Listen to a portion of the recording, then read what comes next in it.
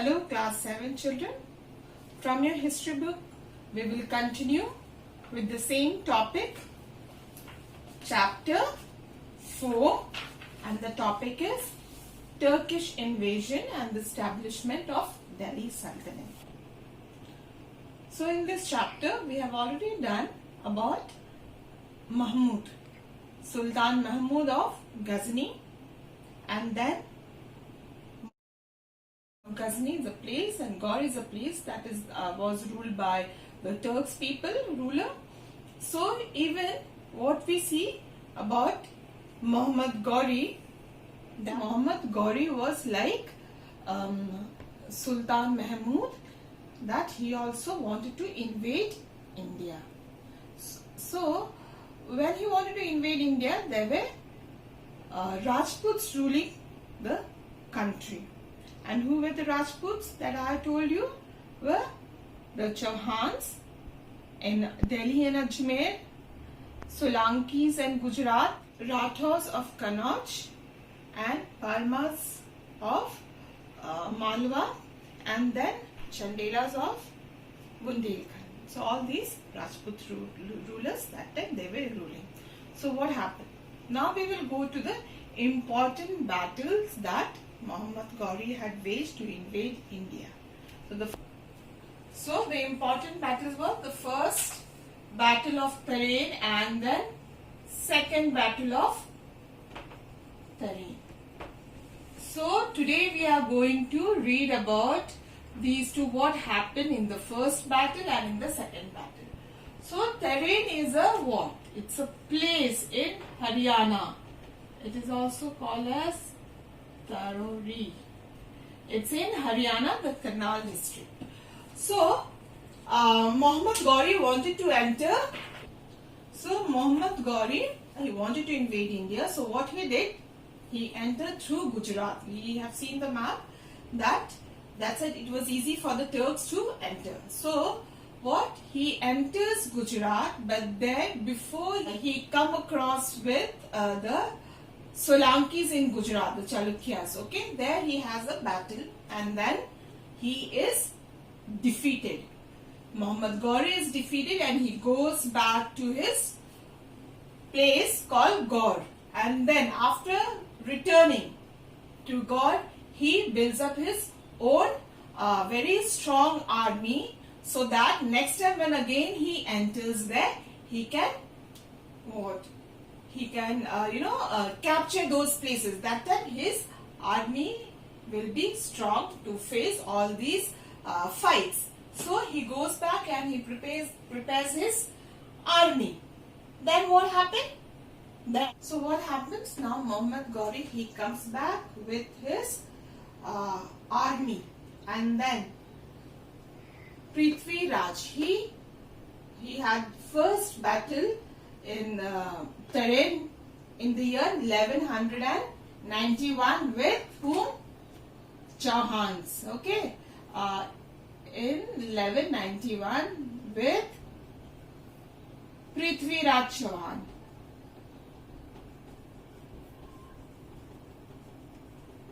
Okay. And then what happened in this battle? In this battle also we see that Muhammad Ghori is defeated. His main intention is what? To invade India and then expand his empire. Okay. So what happens? Even in the first battle of Tarain in year 1191, he is badly defeated by Prithvi Raj Chauhan.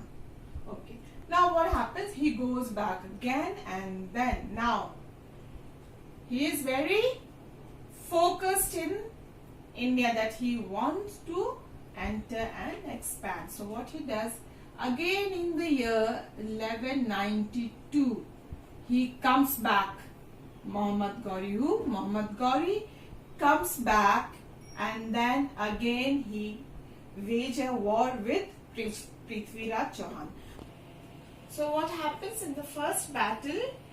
Once Muhammad Ghori is defeated, he is really humiliated. He cannot take it. So what he does? He again comes in the year 1192. And then in the first war, in first battle, when he is successful in that war, he has that, that next time again if any foreign invasion come, he will be able to face it. But what he does, Muhammad Ghori, he goes back, prepares again his own army, and then he comes back in 1192. So when Muhammad Ghori came back in 1192, what happened? That time Prithviraj Chauhan was also in wars with the other Hindu rulers in India. So, but still somehow he managed to get help from other rulers, but he did not have much of allies now because he was already in wars with the other Hindu rulers. So he could not gather much of it. But whatever he gathered, it was a well-built army. And then Raja Jayachandra, he refused to help him. So whatever help he got, they went, both had a fight again. That is second battle of Tarain. And in this battle, what happened? Muhammad Ghori had waged the war, and then he defeated this time who? Prithviraj Chauhan. And with the defeat of Prithviraj Chauhan, we see the end of the Rajput ruler there. And then Muhammad Ghori can establish his own empire, expand his own empire as he wanted it. And then we see slowly the change of what? System is changing. Why? Because now Hindu ruler is vanished after the death of after the defeat of Prithviraj Chauhan. So now what we see, the throne of Delhi was occupied by the Muslim ruler. Now after 2 years of the second battle of Tarain, what we see, even Muhammad Ghori defeated Jayachandra. That is, he was the ruler of Kannauj. He is also been defeated. And now we see, what we see is Muhammad Ghori is totally, now he is ruling India and he is going to set up his own capital there.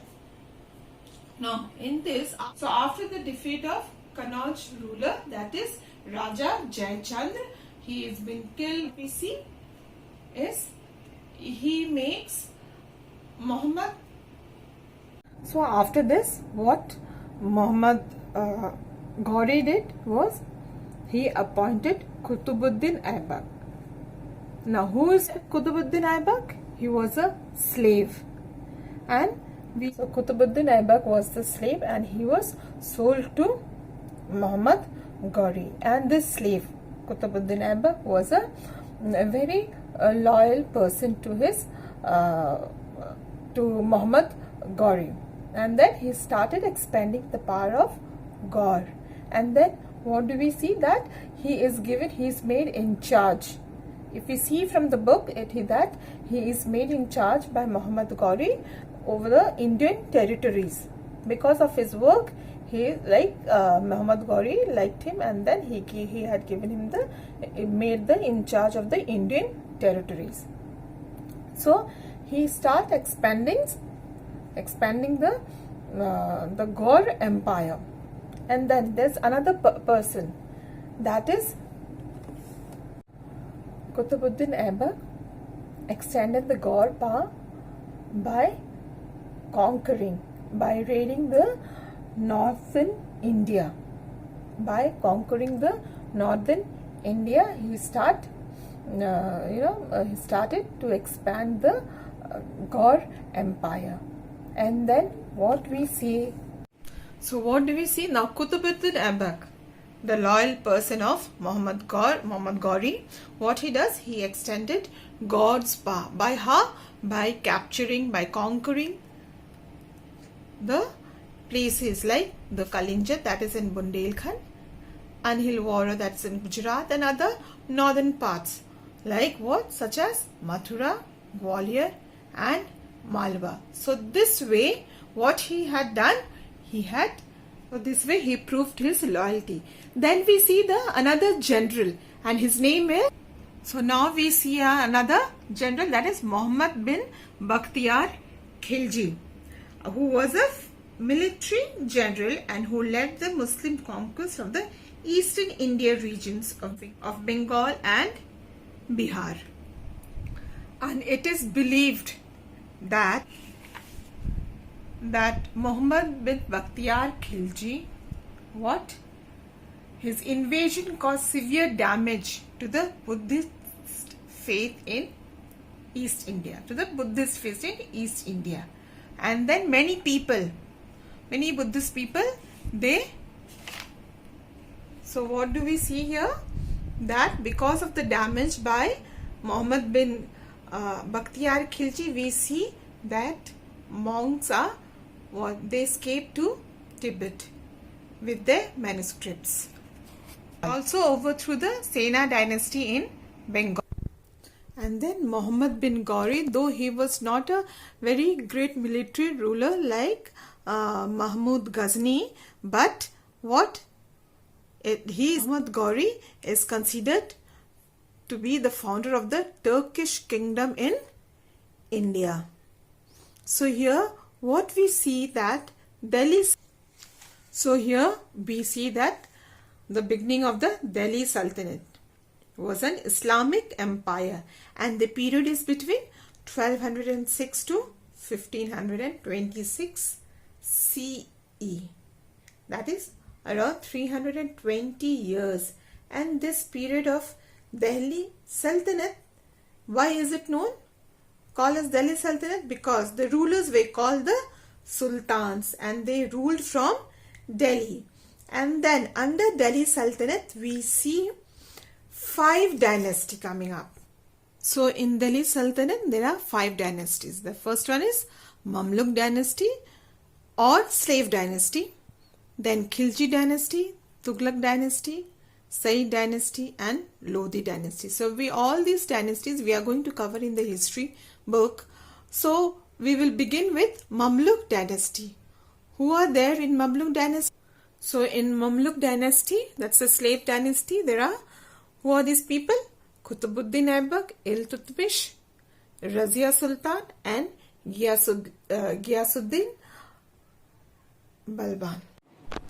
So now we come to Mamluk dynasty. After the death of Muhammad Ghori, he died in the year 1206. Now what happened? He didn't have any children. So after his death, what do you think was happening under him? He was no more. So what was happening to the empire? The sultanates were all getting split into minor sultanates. Then what we see? Qutbuddin Aibak, who was one of the general, who was very loyal to this empire, Gaur empire. What he did? He took control over after the death of Muhammad Ghori, he took control of his empire.